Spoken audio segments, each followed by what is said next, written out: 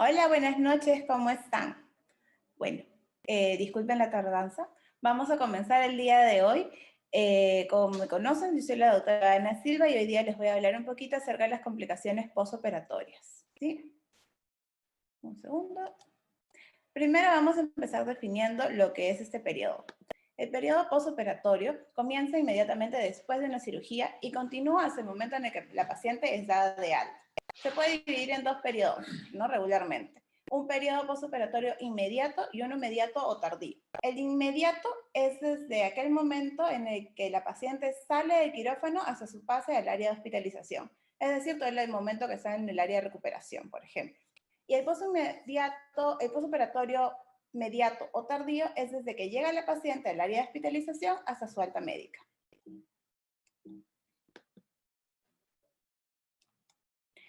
En sí, vamos a definir lo que es una complicación postoperatoria. Una complicación postoperatoria es aquella eventualidad que se da en el curso de un procedimiento quirúrgico y que tiene una respuesta local o sistémica, que puede demorar la recuperación de la persona, poner en riesgo la función o incluso la vida de esta paciente. Yo he dividido la presentación en complicaciones que estén asociadas a los procedimientos que frecuentemente hacemos en clínica. Por ejemplo, y el más común, las complicaciones que podemos encontrar que están asociadas a la cesárea. Las complicaciones asociadas oscilan entre el 1 al 2% de todas las cesáreas. Usualmente y con mayor frecuencia la podemos encontrar en cesáreas de emergencia y en aquellas en las que vamos a tener ciertos factores de riesgo. Por ejemplo, en los casos que haya prematuridad, en los casos que exista un trabajo de parto previo, cuando la presentación, es decir, a nivel de la cabecita está en un plano muy bajo, si es que la paciente ha tenido cirugías previas, y también va a depender mucho de la experiencia o inexperiencia del cirujano en este caso. Dentro de las complicaciones intraoperatorias, ¿no? Dentro del momento de la cirugía, podemos tener complicaciones del tracto urinario. ¿En qué sentido? Vamos a poder tener una lesión vesical, es la más frecuente cuando se tienen cesáreas repetidas o en los casos de realizar una cesárea-histerectomía. Usualmente ese tipo de lesiones se pueden identificar durante el curso de la cirugía. Si se llegara a pasar este caso, se recomienda reparar la lesión, dejar una sonda vesical por 2 semanas y dar el seguimiento y el tratamiento correspondiente. Otra de las complicaciones que podemos encontrar en el momento de la cirugía que se nos pueden presentar es el hecho que haya una lesión intestinal. Esto es más frecuente en los casos en los que hay laparotomías previas, ¿no?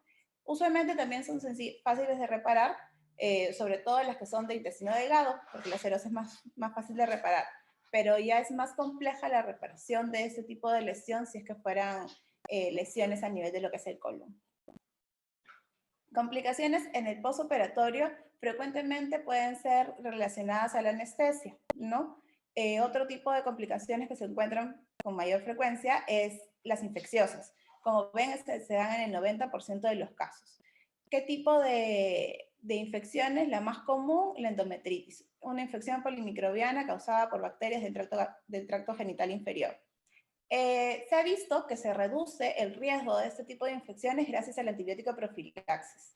Usualmente la clínica de este tipo de pacientes o de este tipo de complicaciones se va a presentar de 24 a 48 horas post intervención quirúrgica. Es cuando empieza la paciente a presentar signos de infección, fiebre, dolor, sobre todo. Otro tipo de complicación postoperatoria común, en este caso asociada a los casos de cesáreas, son las hemorragias, ¿no? Las hemorragias postparto sobre todo.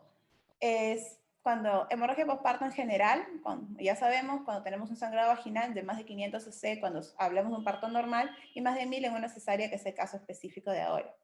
Es causa importante de mortalidad materna, y como sabemos, en los casos en los que tengamos una situación de una hemorragia postparto, tenemos que evaluar sobre todo las 4T, ¿no? Las que ya conocemos. Tenemos que evaluar el tono del útero, tejido, si es que haya habido un trauma o tiene algún trastorno de coagulación la paciente.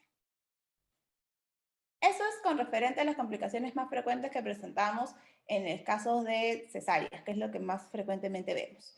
Complicaciones de una cirugía ginecológica en general, ¿no? Tenemos, primero, los he agrupado también en cirugías abiertas y cirugías laparoscópicas. En lo que es una cirugía abierta, podemos tener como complicación una hemorragia postquirúrgica, ¿no?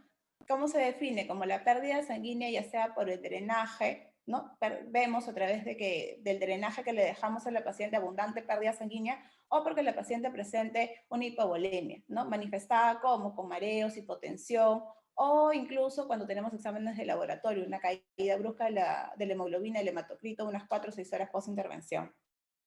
Otro tipo de complicaciones que presentan ese tipo de cirugías son las complicaciones infecciosas. Las más comunes, ¿no? Que vemos en la mayoría de los casos, infecciones de la herida quirúrgica, puede presentarse algún tipo de infección pélvica, que pueden llegar a formar abscesos pélvicos, en casos más raros tromboflebitis pélvica, infecciones a nivel de lo que es de los catéteres, ¿no? De las vías que colocamos, infecciones del tracto urinario.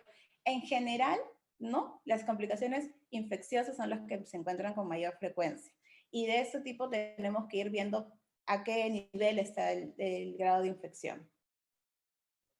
También pueden ocurrir complicaciones digestivas. ¿Cómo así? Se puede producir o la paciente puede presentar un cuadro de un hilio paralítico o una obstrucción intestinal. No es muy frecuente, pero puede darse el caso. ¿Qué es lo que ocurre? Hay una disminución o una ausencia de la función propulsiva intestinal. ¿Qué síntomas va a presentar la paciente? Puede presentar dolor abdominal, sensación de plenitud, de distensión, sobre todo de la porción superior del abdomen, puede presentar vómitos, náuseas, y sobre todo al momento del examen, pues no encontrarle los ruidos hidroaéreos, ¿no? ¿Y cómo se trata este tipo de complicaciones?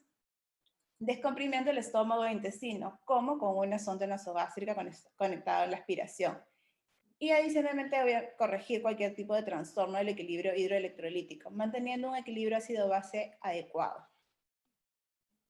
También pueden haber, en estos casos de cirugías ginecológicas abiertas, complicaciones tromboembólicas. El 20% de las muertes posoperatorias son debidas a embolismo pulmonar. Es raro, pero se dan en algunas ocasiones. Pueden haber complicaciones urinarias. Por ejemplo, en los casos de las histerectomías, sobre todo, pueden haber lesiones vesicales o ureterales. Se ven con mayor frecuencia en los casos de cirugías largas, complejas, como procesos oncológicos, ¿no? Después tenemos en otro grupo, como les he mencionado que he agrupado, las complicaciones de las cirugías laparoscópicas. Pueden haber lesiones durante la insuflación del CO2, ¿no? Se sabe de que no hay evidencia de que haya una menor tasa de complicación por usar una técnica u otra técnica al momento de hacer el hemoperitoneo, pero siempre hay que tener cuidado porque puede haber algún tipo de lesión a ese nivel. Los procedimientos que se realizan en las pacientes con cirugías previas o con enfermedades intraabdominales, por ejemplo, endometriosis o sepsis, están asociadas incluso a un mayor riesgo de complicación en ese sentido, al momento de la insuflación. Pueden presentarse lesiones provocadas por los trócares. Al momento de la colocación del trócar, idealmente debe ser bajo visión directa, porque podemos llegar a perforar alguna víscera hueca o podemos llegar a realizar alguna lesión vascular. Y en cuanto a las complicaciones de las cirugías histeroscópicas, porque también tenemos, ¿no? Pueden ser sobre todo las que son derivadas de los medios de distensión. Para hacer la histeroscopía sabemos que tenemos que utilizar algunos medios para generar la distensión, ¿no? Aquí las he enumerado: solución salina, glicina o sorbitol. El uso de cada uno de ellos puede traer algún tipo de complicación. Por ejemplo, cuando usamos una sobrecarga de solución salina o de Ringer lactato, los volúmenes usados tienen que ser bien bajos, ¿no? Por ejemplo, se utilizan en lo que son las histeroscopías diagnósticas. Y en los casos que utilicemos este tipo de sustancias no podemos hacer o utilizar procedimientos electroquirúrgicos porque podemos hacer algún daño, alguna lesión. Cuando utilizamos glicina, se pueden presentar complicaciones como que la paciente pueda tener náuseas, vómitos, desorientación. Pueden ser consecuencias tardías, pero raras, pero puede haber y se ha reportado casos de encefalopatía o una ceguera transitoria inclusive por un uso inadecuado de la glicina. Otra sustancia que utilizamos también frecuentemente es sorbitol o manitol, que puede producir igual náuseas, vómitos y desorientación. Otra complicación que se ve en los casos de las cirugías histeroscópicas es la perforación uterina, ¿no? Esta vendría a ser la complicación más frecuente en este tipo de cirugías. Al momento de hacer el proceso de dilatación cervical, como durante la utilización posterior del receptor histeroscópico de forma mecánica o como injuria eléctrica, son los momentos en los cuales se puede dar la perforación. Cuando sospechamos de este caso, sospechamos que se ha realizado una perforación uterina, deberíamos interrumpir la intervención, ¿no? Y admitir a la paciente, o sea, hospitalizar a la paciente y darle tratamiento antibiótico, es lo que se sugiere. Existe un riesgo de daño de órganos pélvicos, o sea, si existiera un riesgo de órgano pélvico, deberíamos realizar ahí una laparoscopía, una laparotomía para verificar si es que realmente hemos hecho algún daño posterior, ¿no? Mayor, algún daño intestinal, etcétera, al momento de haber hecho la perforación.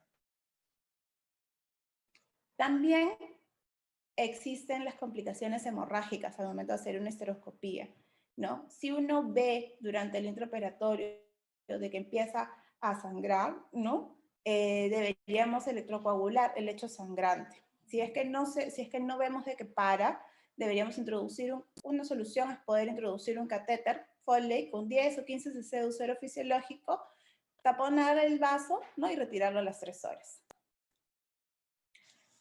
Otra complicación que puede ocurrir también es el caso de una infección. Nunca estamos libres de eso, ¿no? Por eso es de que debemos evitar hacer este tipo de procedimientos en los pacientes con infecciones agudas en el momento. Es una baja incidencia de la complicación, o sea, no es muy frecuente que se den complicaciones infecciosas y no justifica el hecho de una antibiótico profilaxis, ¿no? Otra complicación un poco más tardía de la histeroscopía es la formación de un hematometra. ¿Y cómo lo va a presentar la paciente? ¿Qué síntomas va a tener? Va a tener dolores crónicos y cíclicos, sobre todo en la parte pélvica, ¿no? En el hipogastrio. Si es que, ¿cómo lo comprobamos? Lo comprobamos con una ecografía. Si lo comprobamos, debemos realizar una permeabilización para que pueda salir ese hematometra, esos coágulos dentro.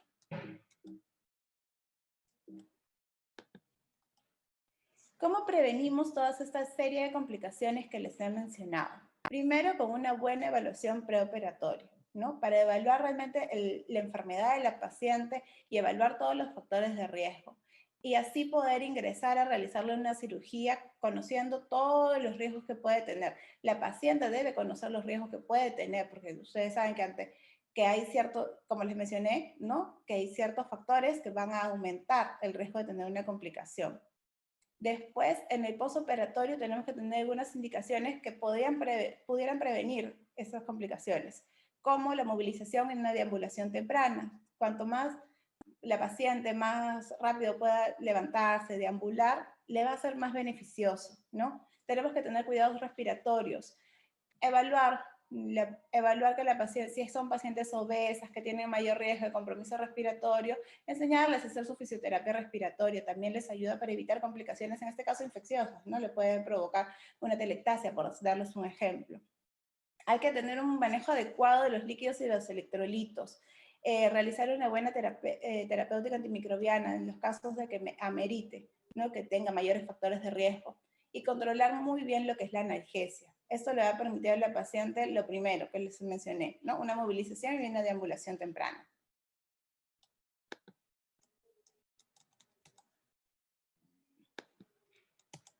Creo que se acabó. Se colgó un poquito la computadora.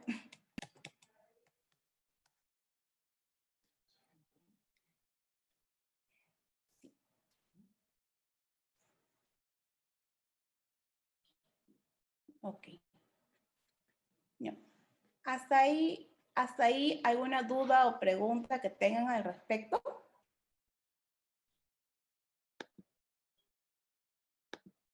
La pueden escribir a través de una barrita que está en la parte de abajo de la pantalla.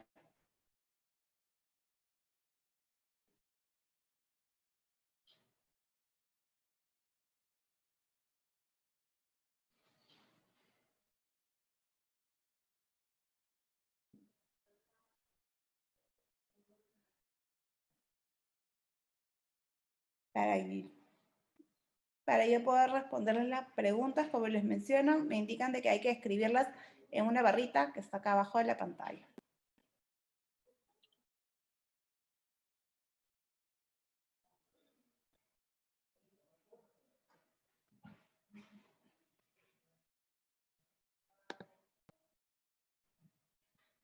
Ok, si no tenemos preguntas, básicamente lo que quería con la exposición de hoy día es que sepan y reconocer, ¿no? Sobre todo reconocer que podemos tener complicaciones en las diferentes cirugías que podamos tener, cesáreas, ginecológicas, laparoscópicas, etcétera. Que tenemos que tener los cuidados necesarios para saber identificarlas a tiempo, poder actuar al tiempo y sobre todo prevenirlas, porque de eso se trata. Si sabemos los riesgos, vamos a poder tener una prevención adecuada y evitar estas complicaciones que nadie está exento, ¿no?, de poderlas tener.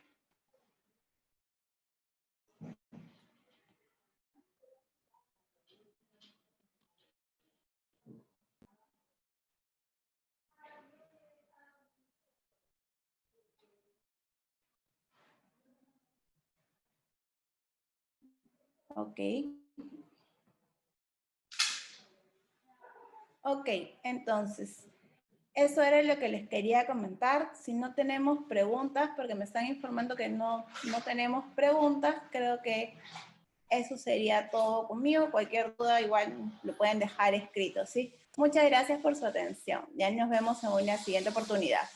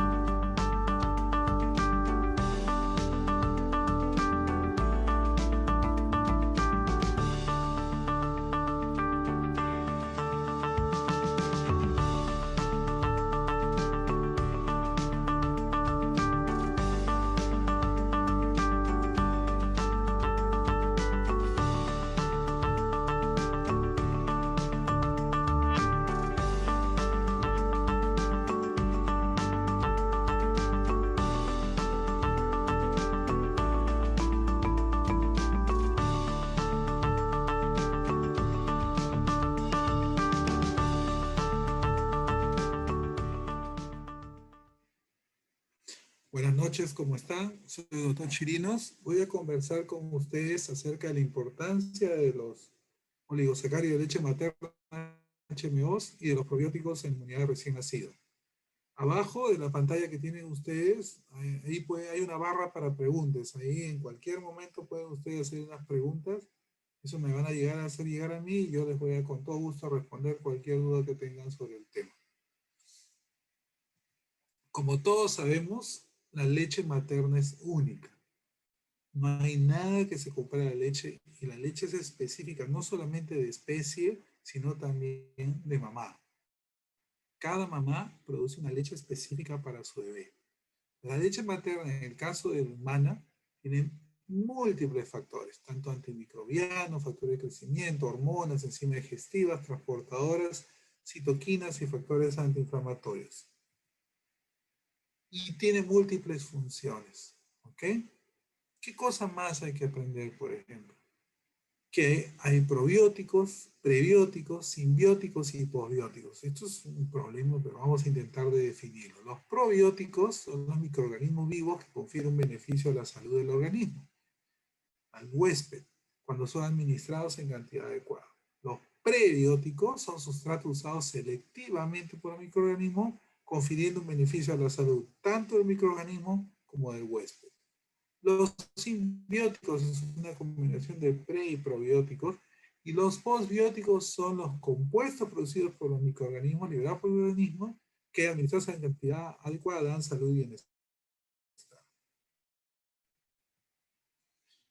Y esto es lo que ha generado que lo que se llama el proyecto microbioma humano, que desde hace años se está estudiando y que se ha logrado hacer ahora. Y se ve que cada parte de nuestro organismo tiene un microbioma diferente. Y cada uno de nosotros, por la experiencia que estamos teniendo a lo largo de nuestra vida, tiene microbiomas diferentes, y eso explica muchas cosas.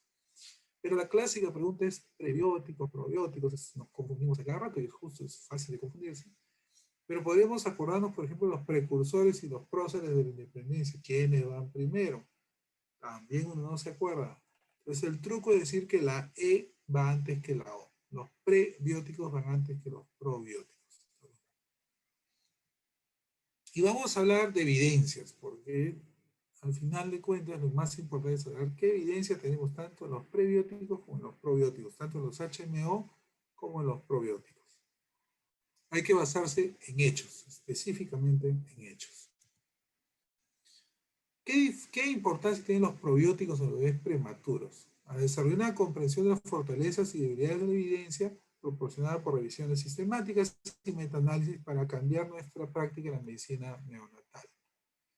Esto, como ustedes ven, ustedes observan, ¿qué cosa es? Es una enterocolitis necrotizante.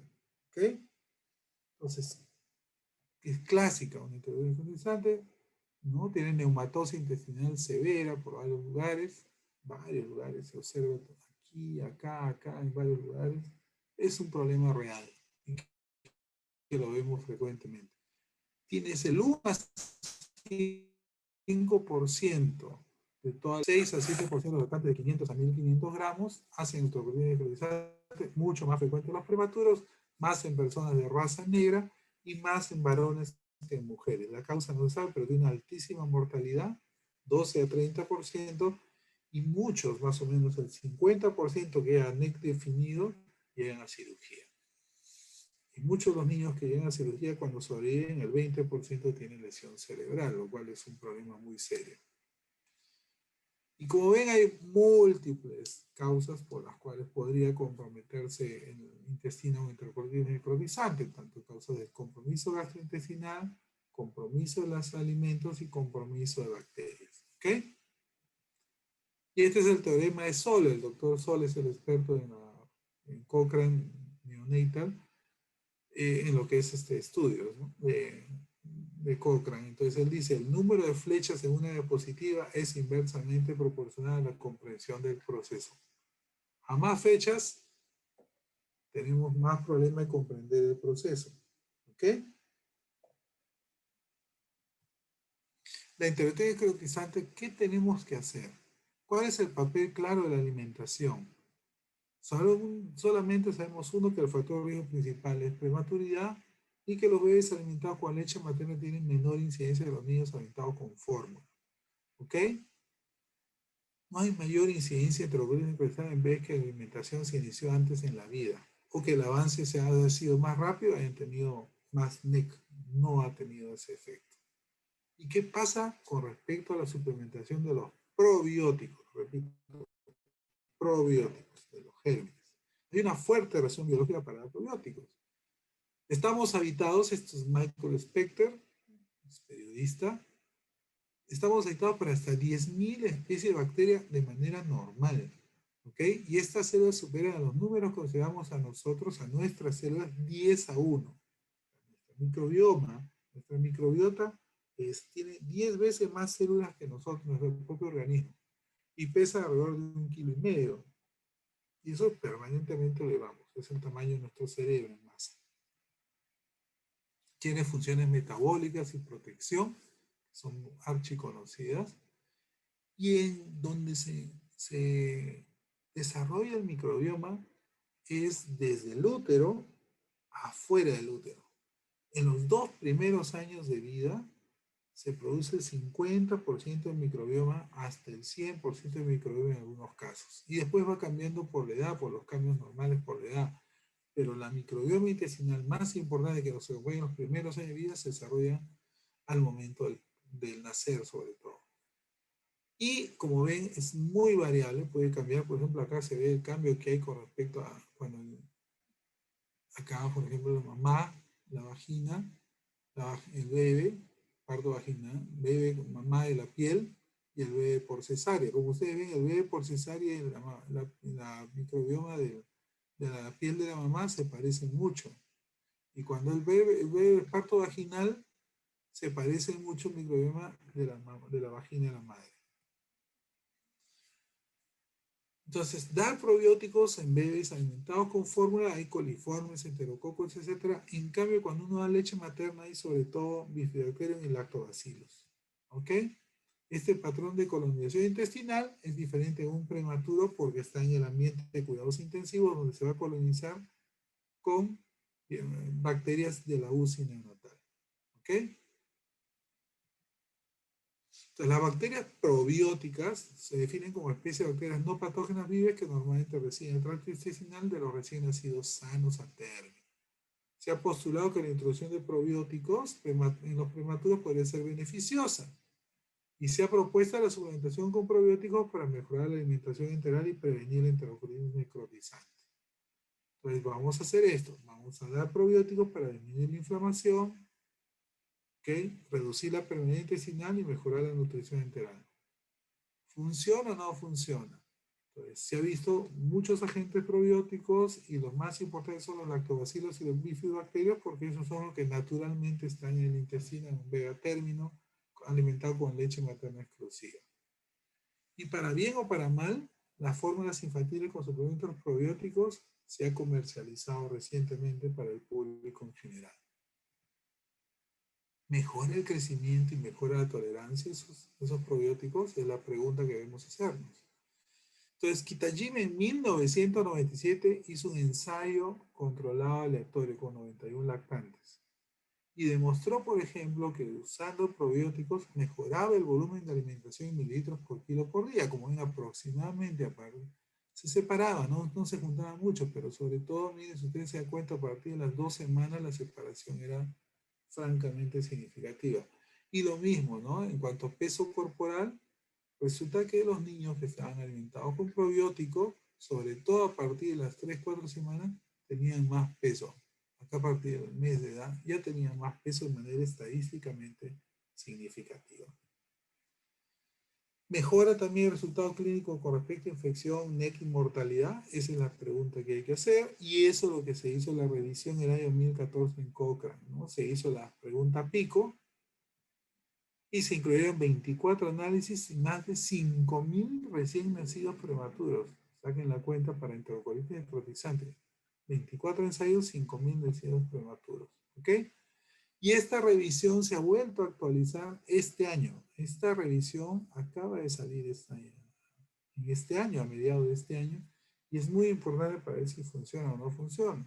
Se hizo lo mismo. En la recién nacido de muy bajo peso, nacer muy prematuros. Algún suplemento probiótico en comparación con la alimentación de rutina. ¿Mejora la muerte y mortalidad hasta los 18 o 24 meses? Una pregunta pico.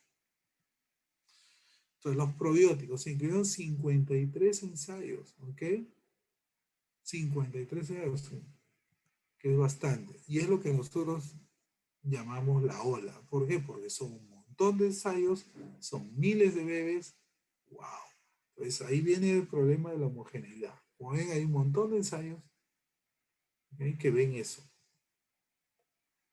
Al final, haciendo un metaanálisis de todos los ensayos, se encontró que los probióticos disminuyen la infección, ¿ok?, de manera significativa, disminuye el enterocolitis necrotizante, después vamos a ver que solamente es el grupo de 1000 a 1500 gramos, y disminuye la mortalidad, lo cual todo es una buena noticia. ¿Cuál es el problema?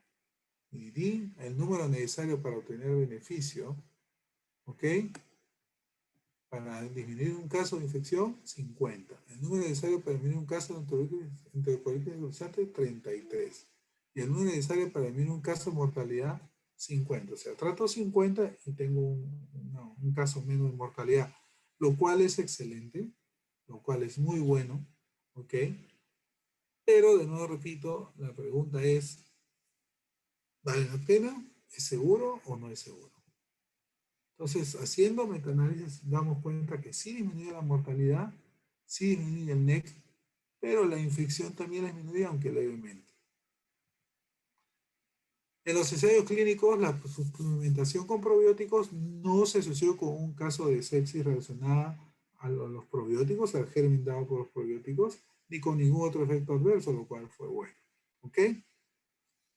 Entonces, el problema está que hay múltiples agentes, varias estrategias de dosificación, pocos bebés de extremo bajo peso al nacer, pocos amamantaban exclusivamente y ningún producto que haya superado los obstáculos regulatorios. ¿Ok?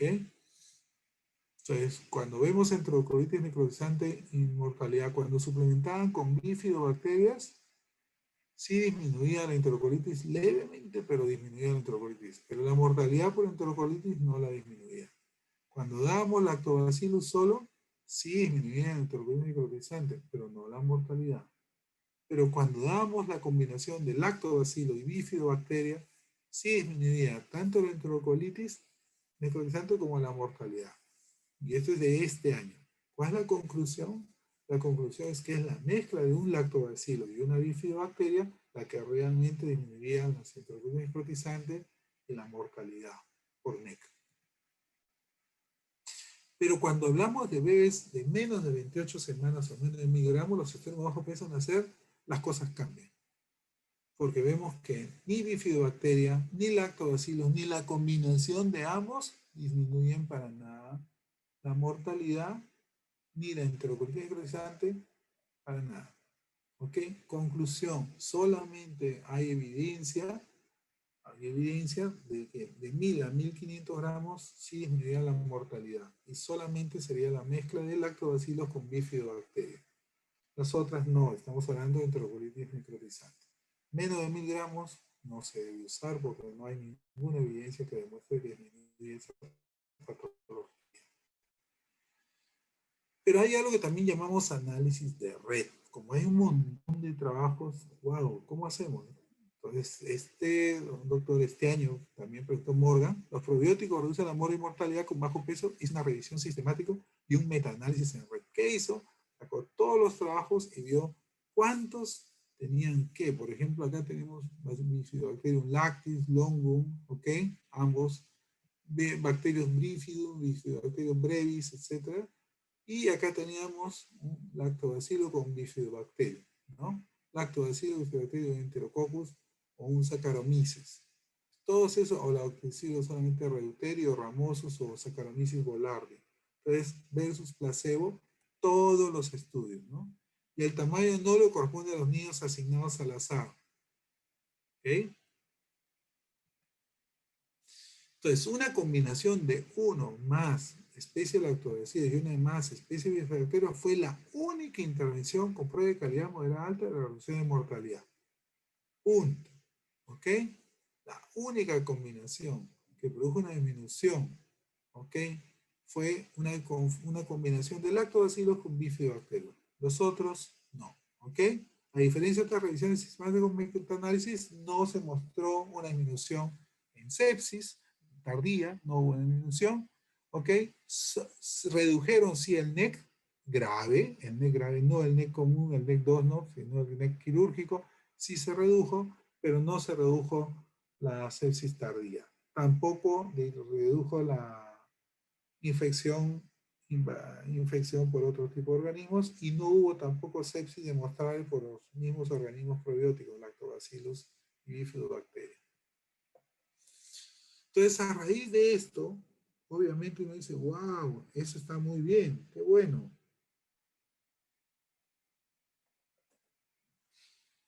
¿Por qué entonces no lo aprueba la FDA? Y esto es justamente, miren, que salió a inicio de este año, ¿no? Que decía, una cosa me cuesta entender, la falta de una guía clara de la Academia Americana de Pediatría o de la Sociedad Canadiense de Pediatría, Keith Barrington es canadiense, con respecto al uso de probióticos en la prematura. Cualquier otra cosa que se ha estudiado con 63 ensayos clínicos sobre teléfono y más de 15.000 bebés asignados al azar, que muestra una reducción de la mortalidad y una gran reducción de la interrupción de cotizantes, seguramente ya habría sido gente una posición específica para los neonatos. Entonces, Keith Barrington, directo a la yugular, dice, caramba, ¿por qué a pesar de que hay evidencia, en Europa sí lo han aprobado, pero en Estados Unidos y Canadá todavía no? ¿Qué es lo que nos preocupa con respecto a los probióticos? En otras palabras, Cochrane y el CDC y la FDA dijeron que todavía no. ¿Por qué? Por esto. No se vaya a pasar un sapo, porque ya ha habido casos en que se ha pasado y han terminado contaminados con Serratia marcensis u otros hongos. Acá, por ejemplo, un artículo antiguo del 2014 decía una mucormicosis gastrointestinal fatal en un infante, un lactante pequeño, siguiendo la ingestión de suplemento dietético contaminado. Entonces, ahí viene el problema. Entonces dijeron la presencia de risopos en envases sin abrir, de Sogar Acidophilus powder y por consiguiente alertó a los proveedores sobre los usos de suplementos dietéticos para combatir bacterias vivas en personas con sistemas inmunitarios comprometidos. ¿Y qué personas tienen sistemas inmunitarios comprometidos? Los bebés prematuros. ¿Ok? Y entonces es lo que Cochrane dice, que no vaya a ser que avancemos un espacio y terminemos retrocediendo 3, que vayan a aparecer casos de infección.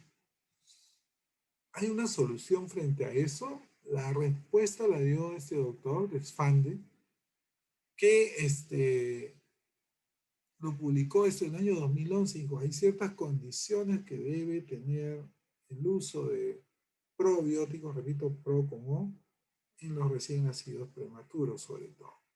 Es usar probióticos que han demostrado ser efectivos en ensayos clínicos autorizados, siempre que la evidencia indique que no ha habido cambios o compromisos en la técnica de fabricación. Es decir, la técnica de fabricación debe ser estandarizada. 2.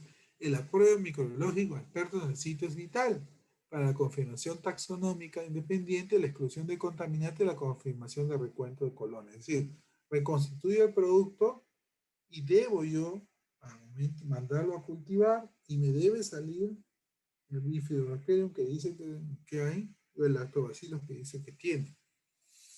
Los comités expertos han enfatizado la necesidad de una vigilancia posterior o post-marketing de la comercialización de los productos.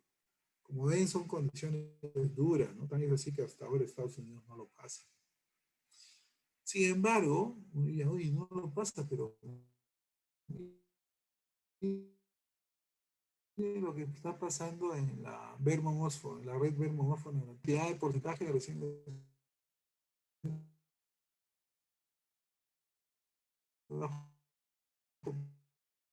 eso que van usando probióticos, el 14% del 2012 al 2017.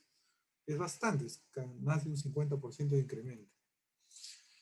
Otro problema son los papis. ¿Qué piensan los papás? Los papás dicen que debe haber una hoja de información, en otras palabras, debe ser aprobado o los padres, están preocupados por el uso de bacterias vivas en niños pequeños, preocupados por los riesgos desconocidos, opinan que deben ser informados, en otras palabras, un consentimiento informado, y dar la información y la opción de usar o no usar.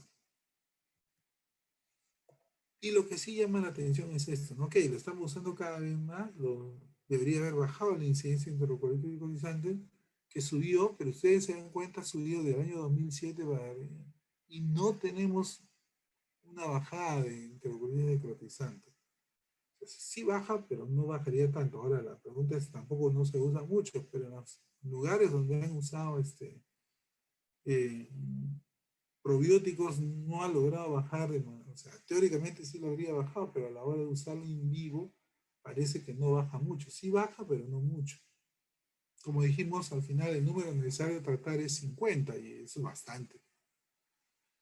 La suplementación con probióticos reduce y mejora la supervivencia. ¿Qué producto, qué aprobación regulatoria necesita y cuál es el papel de las familias y los padres en la aprobación de ese producto? Entonces, ¿qué vamos a hacer? Esa es la cuestión y por eso tanto la FDA como el CDC, la Academia Americana de Pediatría todavía no dan ese paso adelante, tampoco en Canadá, para decidir si se usan o no los probióticos en bebés prematuros.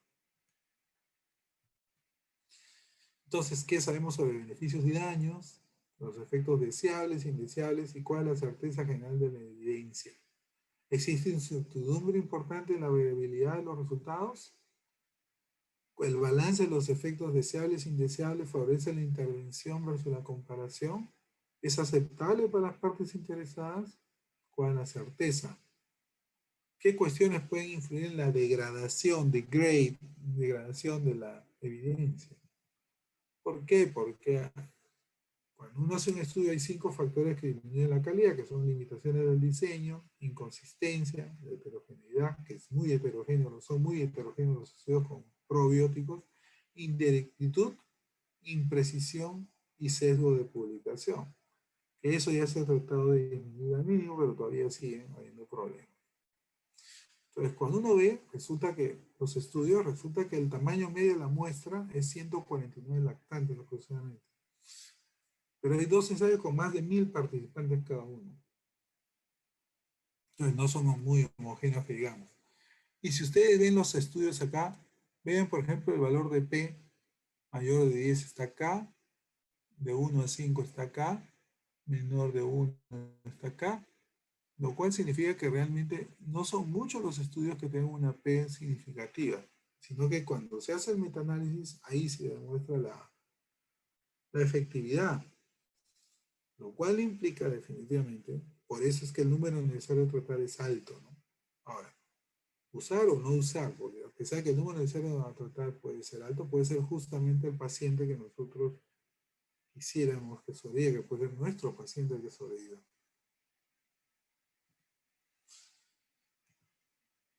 ¿Qué son los prebióticos? Los prebióticos, dijimos que la E antes iba que la O, son los componentes no totalmente digeribles que benefician el desarrollo de los gérmenes buenos, los probióticos. ¿Cuáles son los prebióticos en la leche humana? Son los oligosacáridos. Se llama Human Milk Oligosaccharides o HMO. Entonces, los prebióticos son los HMO. Pueden hacer la diferencia porque obviamente todos sabemos que nos han dicho DHA, ARA, alfa-lactoalbúmina, MFGM, oligosacáridos, triglicéridos de cadena larga, colina, luteína, etc. ¿Los HMO harán la diferencia? La ventaja de los HMO, porque ya había, ya se usaban prebióticos, pero usaban azúcares simples en las fórmulas antiguas, oligosacáridos. Pero en este caso los oligosacáridos son exactamente igual, idénticos a los de la leche humana, que se han logrado sintetizar hace poco. Entonces es otro nivel de investigación. Hay muchos oligosacáridos, ¿ok? Los más frecuentes son estos que ven, y el más frecuente de todos es la 2-fucosilactosa, o 2-FL, ¿ok? A pesar de que no se absorben, sabe que no se sobreviven, hay más de 200, como dije, y es variable de mamá a mamá. Hay mamás que tienen 60 oligosacáridos y otras mamás que tienen 140, como eso imagínense. Son muy variables la cantidad de cada uno de ellos, pero increíblemente los oligosacáridos existen más de 200 y el más frecuente es la 2-fucosilactosa. Pero es el tercer componente. ¿Cómo es posible que la especie humana gaste tanta energía para producir oligosacáridos que no se van a absorber en su mayoría? Y esto tiene una explicación. Los seres humanos dependemos exclusivamente de leche materna durante 6 meses, que es relativamente largo. ¿Ok? Exclusivamente de leche materna. Otros animales, por ejemplo, la vaca toma leche de la vaca, obviamente, materna, pero además de eso también come. Y eso hace que la necesidad de oligosacáridos sea mucho menor y por consiguiente la vaca tiene muy poco oligosacáridos. Y cuando corresponde que empiece a comer la alimentación complementaria es donde comienzan a bajar los oligosacáridos. No bajan para siempre, bajan bastante, pero es a partir de que empieza a comer que comienza a bajar los oligosacáridos de manera automática, lo cual significa que son necesarios, muy necesarios toda la vida, pero sobre todo en los primeros 6 meses de vida. ¿Qué es la microbiota y el microbioma? ¿Ok?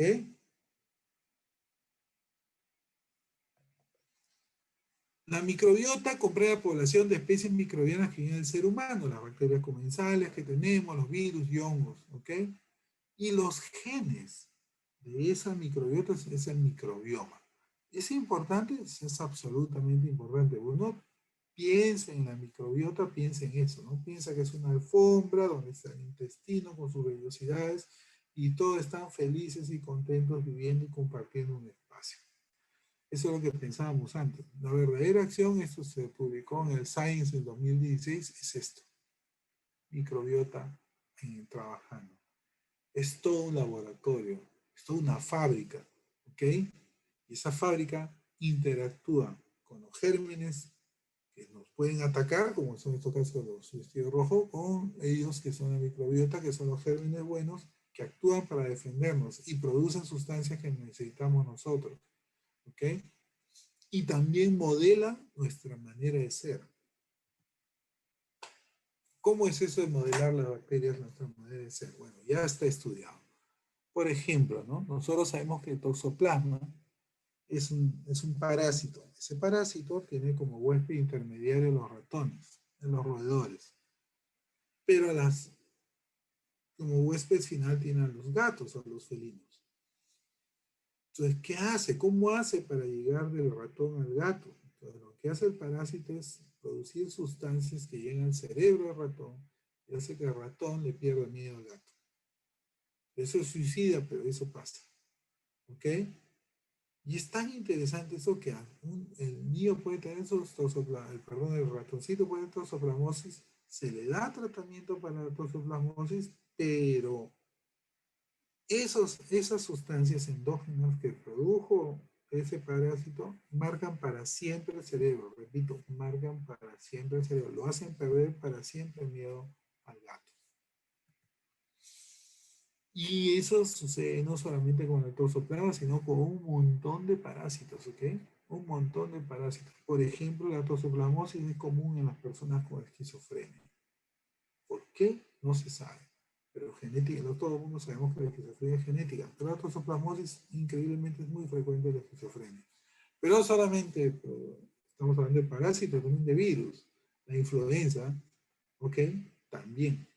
La influencia, ¿qué cambios nos produce? Nos produce cambios de comportamiento, nos hace mucho más sociables. Nosotros sabemos que la influencia es peligrosísima, que podemos contagiar a otras personas y esas personas pueden morir de influenza. Pero nos hace más sociables. Eso es malo para nosotros como especie humana, pero es bueno para la influenza, que sigue contagiando y pasando de un lado a otro. Pero eso pasa. Ahora, no solamente pasa con el virus de la influenza, el virus salvaje, sino también con la vacuna. Y es chistoso, hay gente que dice, oye, hay que vacunar a la gente cada 3 meses para asegurar más sociable a algunas personas.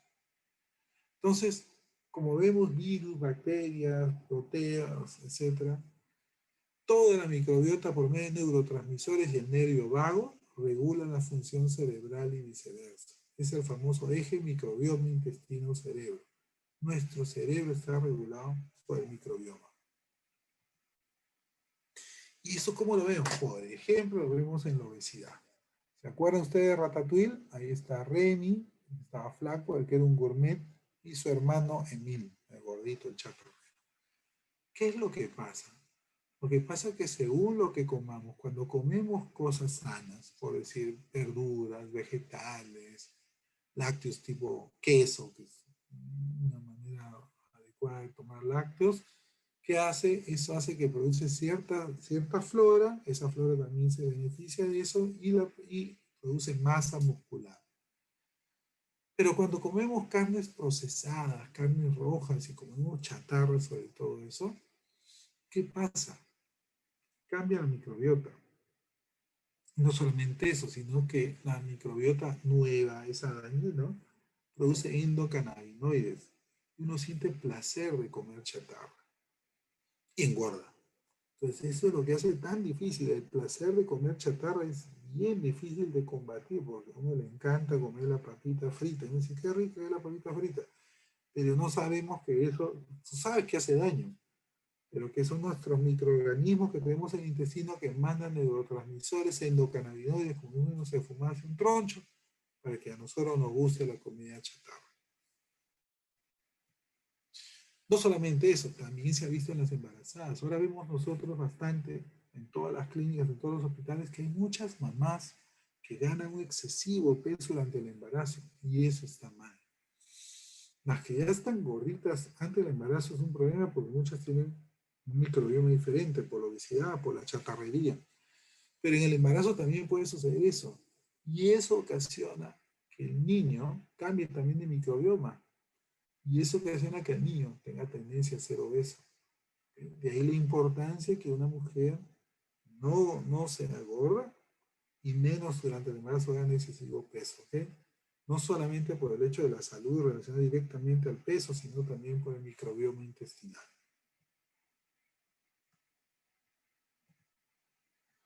Los oligosacáridos de leche materna o HMO regulan la inmunidad también. Regulan la inmunidad de las células dendríticas, que son las que presentan los antígenos a las células en el intestino, ¿ok? También en el colon y en los pulmones, ¿ok? Los HMO hacen, por ejemplo, que si uno no tuviera gérmenes adecuados en el colon, uno tendría una colitis ulcerativa, una colitis inflamatoria, ¿ok? O tendría alergias, susceptibilidad al asma, los pulmones. De ahí que muchas personas dicen, ok, el problema de la cesárea es ese, ¿no? ¿Por qué tenemos ahora tanto alérgico, tanto asmático? Probablemente la primera causa de alergia en el mundo sea la cesárea, ¿no? Microbiota e inmunidad, no solamente eso, también es mucha más tendencia a la anafilaxis cuando no tienen la adecuada microbiota. Que es interesante, si ustedes se dan cuenta, interesante, miren la ventana. La primera semana de vida es importante que el microbioma sea el adecuado. Y en el caso, 2 semanas de vida, en el caso de las primeras 4 semanas de vida, en el caso de la sangre. Entonces, las primeras semanas de vida son importantísimas para establecer el microbioma adecuado. Lo mismo que en la piel, ¿no es cierto? Que hace que tenga dermatitis alérgica o dermatitis atópica las primeras 2 semanas de vida. Ahora, no solamente, ¿qué más? ¿Servirá para algo más? Pues también se ha demostrado que sirve para enterocolismo microtizante. Lars Bode lo demostró. ¿Cómo lo demostró el ratoncito? Pero lo que hizo fue demostrar que el oligosacárido que le falta a la leche materna de la ratona, también le falta a la leche materna humana y los ratoncitos y los humanos justamente hacen enterocolismo microtizante. Y que cuando obviamente uso ese oligosacárido le dio a la ratona y la ratona tuvo ese oligosacárido en su leche, hizo que los bebitos no tuvieran ese problema. Por consiguiente, eso se llama el match, la intervención clínica. Entonces, tanto la 2-fucosilactosa como la disialil lacto N-tetraosa disminuyeron el NEC. ¿Ok? Está demostrado. Y como ven, la microbiota intestinal se va a desarrollar desde antes que nazcamos, ¿ok? La microbiota de la madre es importante. El tipo, si tomamos leche materna, tomamos fórmula. Si estamos expuestos a las bacterias de la UCI neonatal, pues estamos con la mamá, ¿ok? Cuando nosotros ingerimos alimentos sólidos, la alimentación comunitaria debe ser a los 6 meses, no antes. Si continúa la lactancia materna, idealmente hasta los 2 años o más, ¿ok? Si la dieta, el tipo de dieta materna, si la obesidad materna, si tiene diabetes gestacional, si ha ganado exceso de peso durante la gestación, todo eso influencia en el microbioma y eso influencia en el microbioma de por vida, ¿ok? Por eso es importante. Y por eso también es difícil cuando uno es obeso bajar de peso. Puede bajar, pero tiene tendencia a volver a subir. El microbioma, como ya dijimos, es diferente en bebés alimentados con lactancia que con fórmula. Pero la idea justamente es tratar de que el microbioma sea lo más parecido a la leche materna. Como va cambiando, conforme va cambiando de vida, va cambiando también el microbioma. Pero se ha visto también que el cólico infantil, porque se da de todo y muchas veces no funciona, entonces viendo todo, se ha visto que, por ejemplo, la lactasa no hay ninguna evidencia, es igual a placebo. La cineticona que tanto usamos, tampoco hay ninguna evidencia, es igual a placebo. Y lo único que sí tiene una evidencia débil es el azúcar. Es el agüito con azúcar de las abuelitas. Lo que se supone en caso de cólico lactante, lo que es una disbiosis. ¿Ok? Y esa disbiosis más la inmadurez del sistema nervioso autonómico hace que produzca cólico. ¿Ok? Puede una disminución de la circulación enteropática también. Y hay dos tipos, obviamente, de cólico. Hay cólicos, y todos lo hemos visto. Cólicos en los niños alimentados con leche materna exclusiva. ¡Wow! ¿Qué hago? Leche materna exclusiva y niños tienen unos cólicos terribles. ¿Qué hay que hacer? Darle a la madre una dieta hipoalergénica, ¿no es cierto? ¿Qué hacer? Suspenderle todo lo que es lácteos a la mamá. Todo lo que es lácteos, chao. Ni queso, ni yogur, ni leche, ni nada que tenga leche. Y más o menos a partir de 2 semanas se ve el efecto. Si a las 2 semanas se ve, está bien, suspendemos eso, continuamos con la dieta hipoalergénica por lo menos 3 a 6 meses, usualmente con 3 meses es suficiente. Y listo. Pero si no funciona eso, hay que empezar con probióticos. ¿Qué probióticos se usa? Se ha visto en este estudio de Sang y colaboradores que el mejor probiótico para el cólico sería el Lactobacillus reuteri. ¿Ok? Usualmente mejora. Y si mejora, continuamos con el probiótico. Y si no, agregarle paracetamol o un agente que disminuye el dolor. Pero si el niño no se alimenta solamente de leche materna, sino se alimenta de fórmula, ahí viene el problema. Porque el lactobacillus reuteri no funciona bien en bebés alimentados con fórmula. ¿Ok? Y si funciona, podría funcionar los oligosacáridos en los niños nacidos por cesárea. Es decir, niños que se alimentan con fórmula, que tienen HMO, sí funciona para el cólico, pero es en los nacidos por cesárea. Los nacidos por vía vaginal no les funciona. Entonces, ¿qué hacer? Cambiamos la fórmula. La fórmula estándar que damos a una fórmula especial, que puede ser parcialmente hidrolizada o extensamente hidrolizada. ¿Mejora los síntomas con parcialmente hidrolizada? Sí, continúa con la parcialmente hidrolizada. No mejora los síntomas, pasar a extensamente hidrolizada. Mejora los síntomas, continúa con la extensamente hidrolizada. Y si no, retornar a la fórmula estándar es otra cosa. ¿Ok? Y no hay trabajos que hagan diferentes fórmulas infantiles con un HMO o 2 HMO. Vamos a ver cómo serán las siguientes fórmulas. Y ese es el fluxograma de cólico lactante. La leche materna. ¿Tiene microbiota? Sí. La leche materna no es estéril. El útero materno que pensamos que es estéril no es estéril. Tiene algunos gérmenes que son buenos. Y tiene HMO, oligosacáridos, en la sangre de la madre. Es la famosa ruta enteromamária. ¿Cómo llegan los gérmenes del intestino a la leche materna? Del intestino de la madre a la leche materna, fácil. Se ponen las células dendríticas y las capturan las células buenas del microbioma de la madre, ya por los ganglios linfáticos, llega al conducto torácico, llega a la vena. Y se va pasando por la mucosa del tracto respiratorio, el tracto genitourinario, glándulas salivales y llega a la mama. Y en la mama sueltan esas bacterias buenas y pasan. Los probióticos pasan ahí con la leche materna. De ahí la importancia de ese famoso circuito entero mamario, ruta entero mamaria, y de ahí la importancia que lo que le cae pesado a la madre, también le cae pesado al bebé.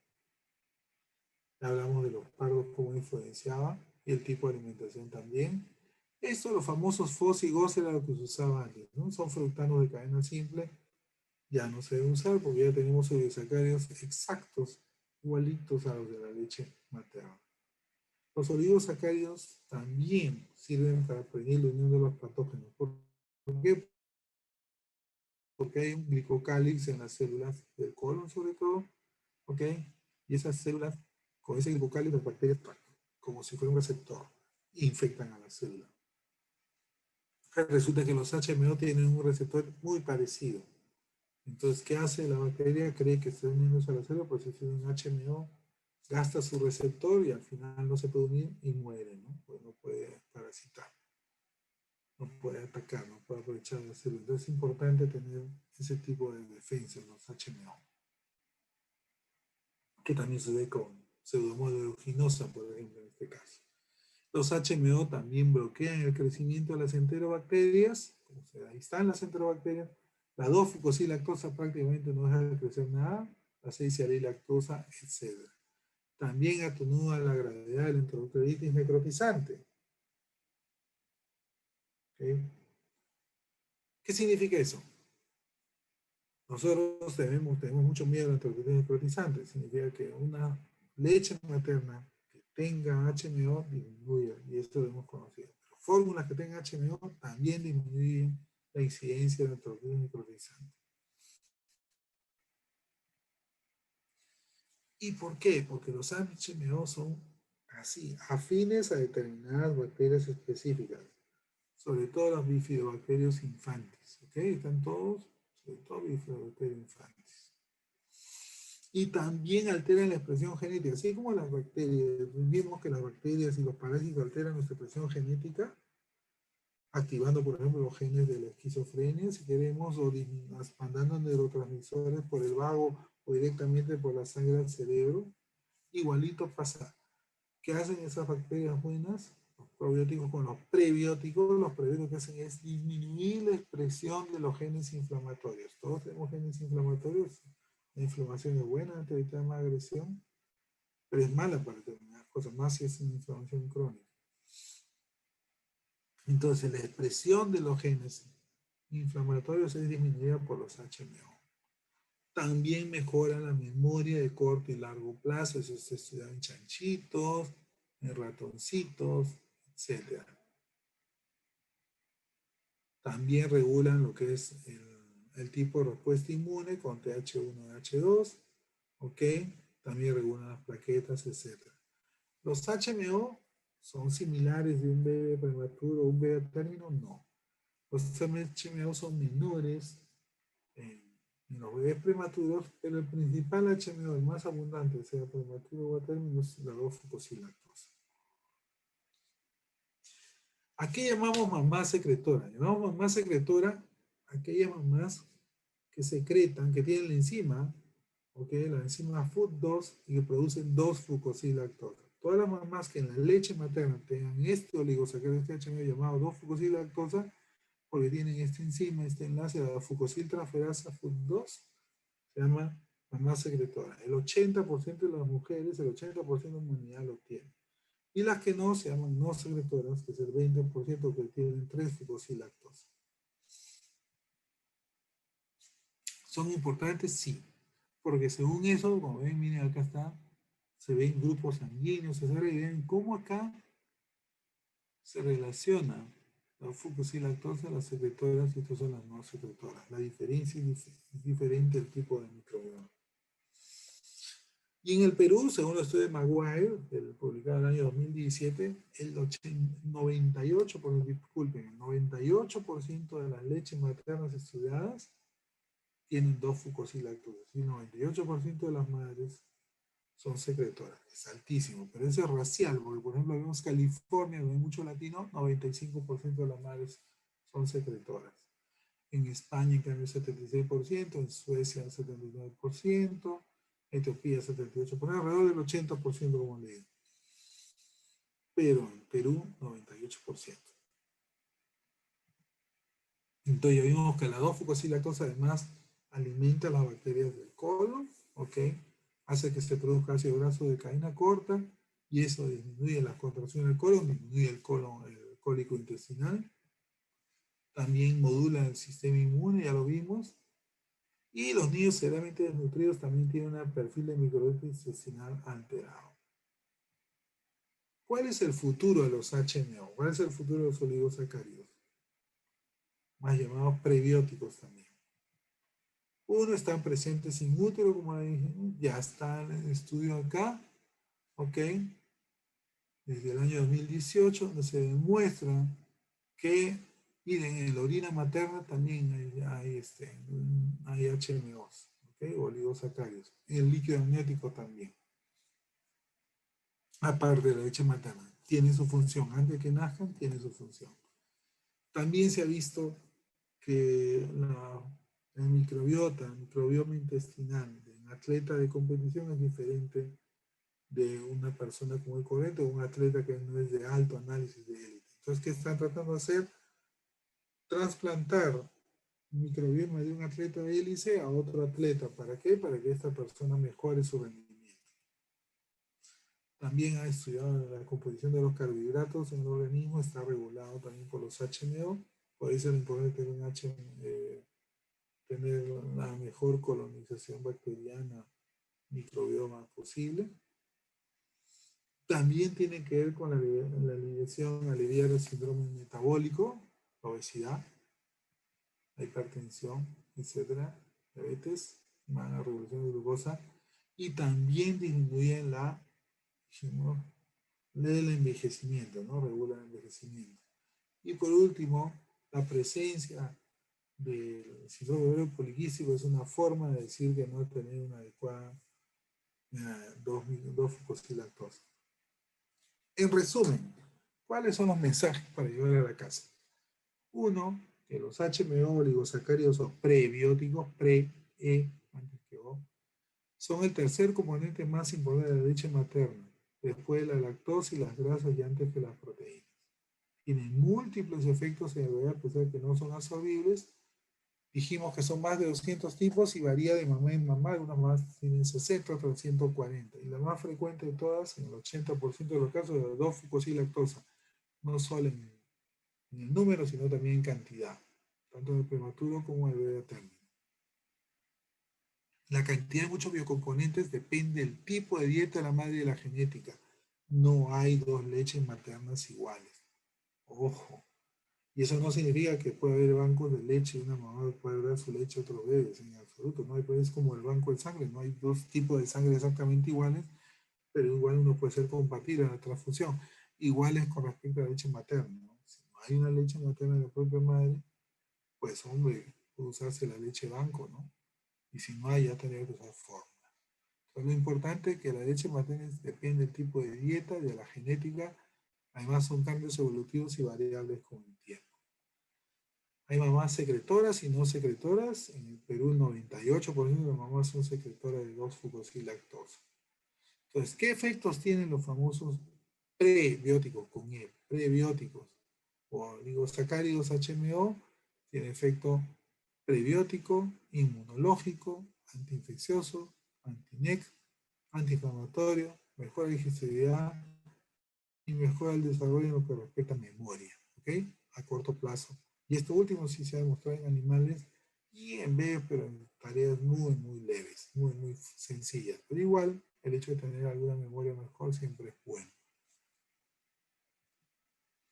Entonces, en resumen, los prebióticos o HMOs tienen bastantes, son pura ventaja, ninguna desventaja.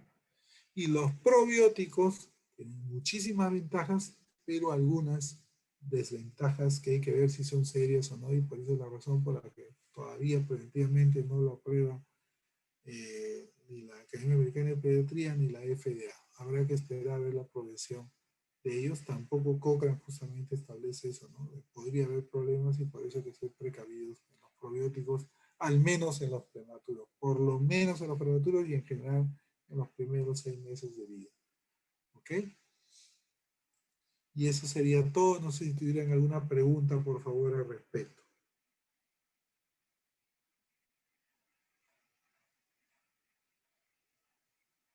¿Aló, César?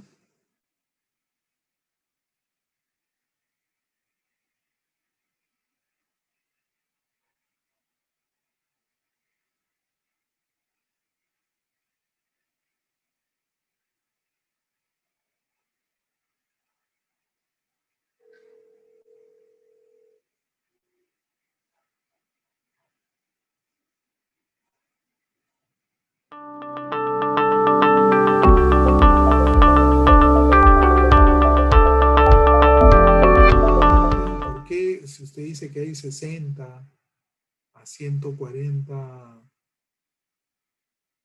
oligosacáridos en leche humana, que hay una fórmula con uno solo, con uno, ¿qué diferencia habría? Bueno, se han hecho los estudios, como le digo, y sí hay efecto, ¿ok?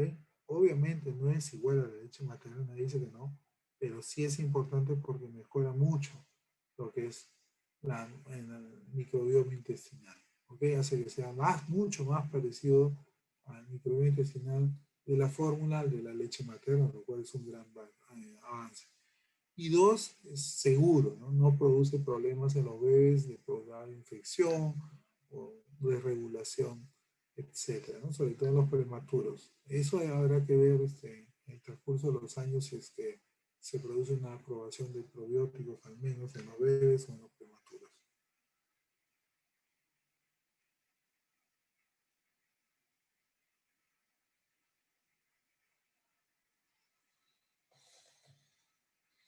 Por consiguiente, yo creo que, y esto ya estamos viendo que los prebióticos no solamente ya lo usa una compañía, sino ya varias, y estamos viendo prebióticos también en adultos, ¿ok? Y probióticos también, pero no en bebés, menos en prematuros, menos de extremo bajo peso, no todavía de manera oficial, por lo menos en Estados Unidos y Canadá. En Europa sí se está usando, pero todavía está usándose bastante, pero de manera controlada, experimental, hasta que al final salga una notificación oficial de la Agencia Europea de Seguridad Alimentaria para ver si realmente se regula el ingreso de estos probióticos, ¿no? Pero los prebióticos sí están aprobados, como digo, por su seguridad y tienen efectos buenos. Yo les agradezco mucho su paciencia, es una hora muy avanzada y esperemos encontrarnos en alguna otra oportunidad. Muchas gracias. Hasta luego. Buenas noches.